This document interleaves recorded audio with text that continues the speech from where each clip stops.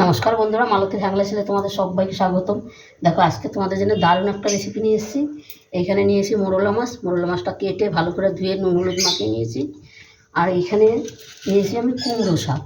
আজ কুমড়ো শাক দিয়ে মোরলা মাছের একটা রেসিপি করব। তার সাথে নিয়েছি আমি, দেখো, এখানে একটা কাঁচা কলা ছিল, সেটাও নিয়েছি। আর একটা আলু কেটে নিয়েছি, পাতলা পাতলা করে একটা আলু কেটে নিয়েছি। আর সেটা দিয়ে আজকে মোরলা মাছের রেসিপিটা অসাধারণ হবে। তোমরা বন্ধুরা পুরো ভিডিওটা দেখতে থাকো। তেলটা গরম হয়ে গেছে, এবার মোরলা মাছগুলো আমি ভেজে নেব।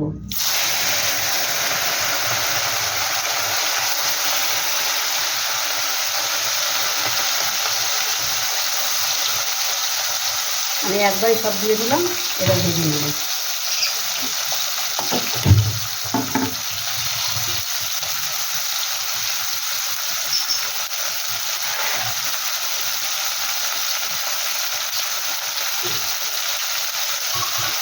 মোরলা মাছটা কিন্তু এখন উল্টাবো না, একটু হয়ে যাক এই পাশটা, তাড়াতাড়ি উল্টিয়ে দিই।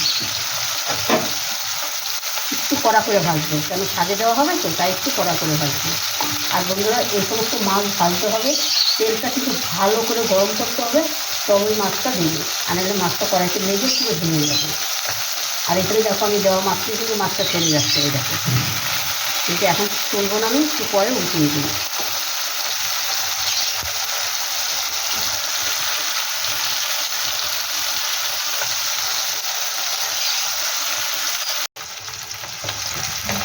বন্ধুরা, মাছটা কিন্তু এবার আমি উল্টিয়ে দিই। এক পাশে দেখো খুব সুন্দর কিন্তু হয়ে গেছে।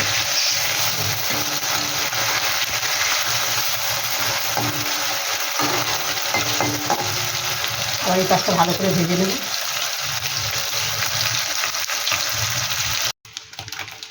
বন্ধুরা দেখুন, মাছটা কিন্তু ভালো মতন ভাজা হয়ে গেছে। মাছগুলো এবার আমি তুলে নিচ্ছি।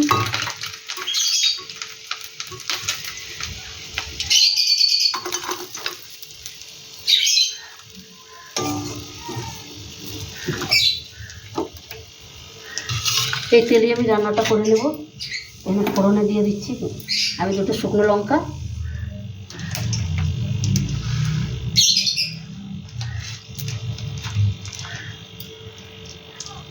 আর দিয়ে দিলাম কালো জিরা ফোড়ন।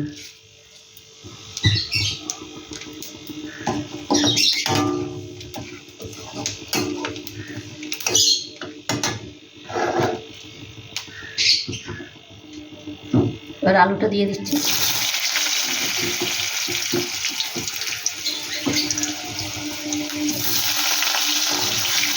একদম সহজ রান্না, বন্ধুরা, কোনো মশলাপাতি কোনো ব্যাপার নাই, অল্প তেলে রান্না হয়ে যাবে, খেতেও ভালো লাগবে, একদম হেলদি রেসিপি। আর দিয়ে দিলাম কলাটা, দিয়ে দিলাম একটা কাঁচা কলা আমি কেটে দিচ্ছি, সেই কলাটাও দিয়ে দিচ্ছি।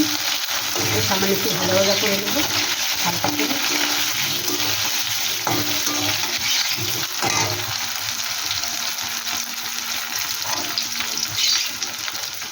এখানে আন্দাজ মতন লবণ দিয়ে দিচ্ছি,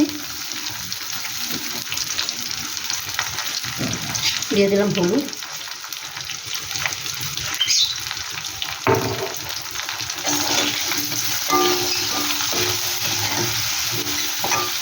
এবার শাকটা আমি দিয়ে দিচ্ছি।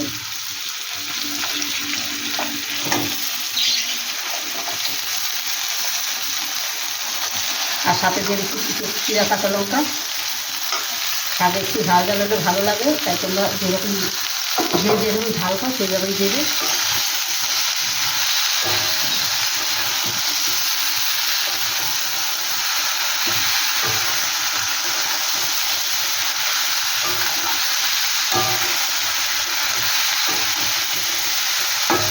এবার একটু ঢাকা দিয়ে দেবো আমি। ঢাকা দিয়ে 5 মিনিট রান্না করে নিচ্ছি। ভেঙে দেবো, ঢাকাটা কিন্তু আমি খুলে দিলাম। এবার একটু নাড়াচাড়া করে নিচ্ছি।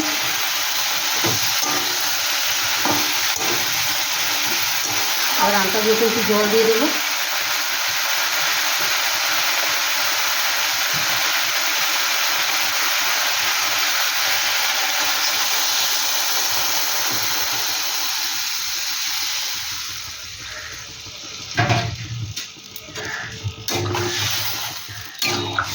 এবার আবার ঢাকা দিয়ে দেবো আমি।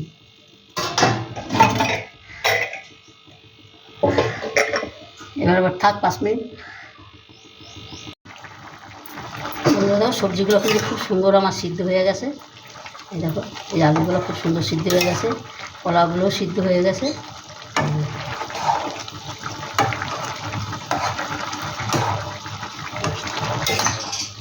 ডাটাগুলো কিন্তু খুব সুন্দর সিদ্ধ হয়ে গেছে।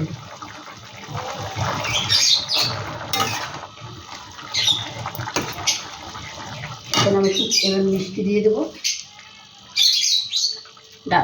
শাক তো তাই একটু মিষ্টি না দিলে ভালো লাগবে না, তাই সামান্য একটু মিষ্টি দিলাম।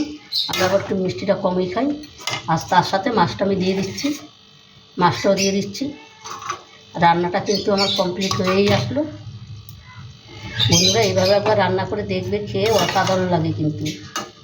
সবাই কিন্তু হাত চেটে পুটে খাবে। এই এক তরকারিতে কিন্তু তোমাদের খাওয়া হয়ে যাবে, অনেক রকমের সবজি তখন লাগবেও না। সেটাকে আর 5 মিনিট আমি এরকম ঢাকা দিয়ে রাখবো, একদম নিবা নিবা আজে, তাহলে কিন্তু খুব সুন্দর রান্নাটা হয়ে যাবে। আর তোমরা পুরো ভিডিওটা দেখতে থাকো। আর কে কোথাও যা দেখছো আমাকে কমেন্ট করবে। আর ভিডিওটা ভালো লাগলে প্লিজ প্লিজ আমার চ্যানেলটা একটা সাবস্ক্রাইবার করে দেবে। বন্ধুরা 5 মিনিট বাদে কিন্তু আমি ফিরে আসলাম। আমি এবার গ্যাসটা পুরোটাই বন্ধ করে দিলাম। এবার আমি এটা নামিয়ে দিই। বন্ধুরা রেসিপিটা ভালো লাগলে তোমার লাইক কমেন্ট শেয়ার করবে, বেশি বেশি করে শেয়ার করবে। তোমাদের একটা লাইক, একটা কমেন্টে, একটা শেয়ারে কিন্তু আমাদের অনেক দূর আগিয়ে নিয়ে যায়। সেটা কিন্তু আমার বন্ধুরাই পারে। আর দেখো এতটাই সুন্দর হয়েছে, দারুণ হয়েছে। এরকম খুব একটা ঝোলও রাখি নেই, আর একদমও কিন্তু কম না। এটাই ঠিকঠাক আছে, সব কিছু ঠিকঠাক আছে। তবে বন্ধুরা আজকে আসছি, কালকে আবার দেখা হবে নতুন কোনো রেসিপি নিয়ে। তোমরা ভালো থেকো, সুস্থ থেকো। Tata, bye bye.